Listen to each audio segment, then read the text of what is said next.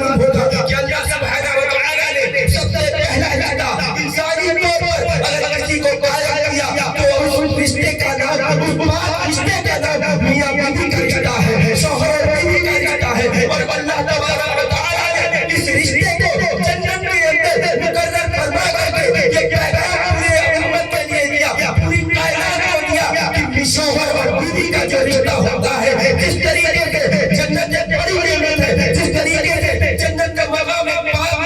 سب سے افضل و اعلیٰ ہے، اسی طریقے سے شوہر اور بیوی کا جو تعلق ہے ان کا جو رشتہ ہے تمام رشتوں میں سب سے افضل و اعلیٰ ہے۔ سبحان اللہ۔ اللہ نے قرآن میں واضح فرمایا نکاح کرو تم ان عورتوں سے جو تمہیں پسند ہو۔ What is the basic concept of نکاح؟ نکاح کا بیسک کنسپٹ کیا ہے؟ نکاح کا اصل تجزیہ اور اصل مطلب کیا ہے؟ اس پہ کبھی ہم اور غور و فکر کریں گے تو دنیا کے اندر بہت سی قومیں ہیں، بہت سے ریلیجن سے تعلق رکھنے والے لوگ آپ کو مل جائیں گے، یہود و نصرانی سے لے کر کے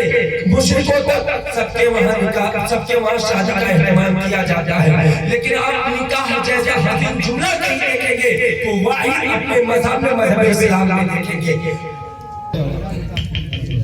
سیدنا شفیع مولانا محمد وبارک وسلم صلوا علیہ السلام علیہ سیدنا رسول اللہ صلی اللہ علیہ وسلم۔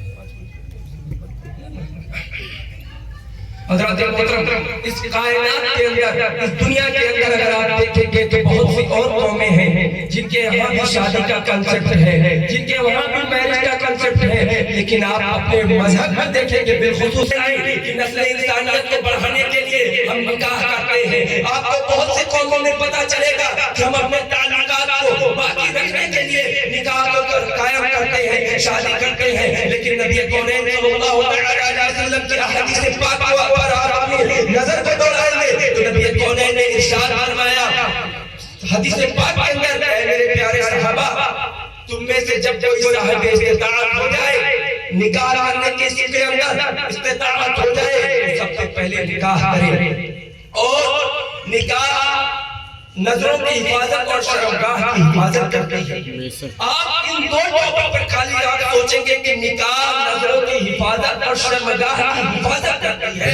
یہیں سے آپ کو نکاح کا کنسپٹ سمجھ میں آ جائے گا۔ جب تک انسان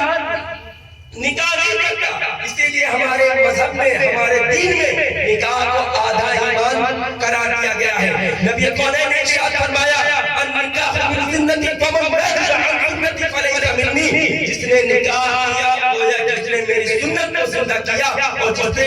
نکاح کیا وہ ہم میں سے نہیں ہے۔ لیکن اگر آپ اس دو پوائنٹ پہ غور کریں کہ نکاح نظروں کی حفاظت، شرمگاہ کی حفاظت کرتی ہے، تو آپ دیکھیں گے کہ اللہ نے قرآن کریم میں ارشاد فرمایا وَلَا تَقْرَبُوا الزِّنَا، تم زنا کے قریب مت جاؤ، زنا کے قریب مت جاؤ۔ زنا کرنے سے تو دور، زنا کے قریب جانے سے بھی ہمارا پاک مذہب روکتا ہے، لیکن جب انسان کے اندر نفسیاتی تقاضے جنم لیتے ہیں، پیدا ہوتے ہیں، تب انسان کو اللہ کے پیارے حبیب نے فرمایا کہ تم میں سے جب وہ انسان صاحب استطاعت ہو جائے، اس کے اندر نکاح کرنے کی طاقت موجود ہو تو اس کو فوری طور پر چاہیے کہ وہ نکاح کرے، اور نکاح کرنے سے انسان کی نظروں کی حفاظت اس طریقے سے ہوتی ہے کہ اس کی نگاہ کسی غیر محرم پہ نہ جا کے بلکہ اس کے خود کی جوزہ اور اس کے محرم پہ جائے گی۔ اس طریقے سے نکاح کے ذریعے نگاہ کی حفاظت ہوتی ہے۔ دوسرا کنسپٹ شرمگاہ کی حفاظت۔ ہمارا دین تمام دینوں میں سب سے پاک مذہب ہے، تمام دینوں کو ایک طرف کرتا ہے۔ اللہ نے قرآن کریم میں ارشاد فرمایا کہ اللہ کے نزدیک سب سے پسندیدہ دین اگر کوئی ہے تو وہ مذہب اسلام ہے۔ اس دین کے اندر نکاح کے کنسپٹ کو آپ سمجھنے کی کوشش کریں گے تو اللہ کے نبی نے فرمایا یہ شرمگاہ کی حفاظت کرتی ہے۔ شرمگاہ کی حفاظت اس طریقے سے کہ انسان بغیر نکاح کے جب اس کے نفسیاتی تقاضے اس کے اندر پیدا ہوتے ہیں تو اللہ کے نبی نے ایک لیگل طریقہ بتایا، ایک لیگل راستہ بتایا کہ تم گناہوں سے بچو گے، تمہاری شرمگاہ کی حفاظت ہوتی تو شرمگاہ کی حفاظت کرنے کا جو ذریعہ بنا سب سے بڑا ذریعہ نکاح بنا۔ برادران ملت اسلامیہ آج عالم میں ہے کہ ہم اور آپ اب مصروف ہوتے ہیں تو دنیا کے عیش و عشرت کو دیکھتے ہیں، آپ کسی خاتون کا انتخاب کرتے ہیں تو آپ کے اندر دیکھو گے کہ اس کی خوبصورتی کتنی زیادہ ہے، اس کی مالی حیثیت کس طریقے سے ہے،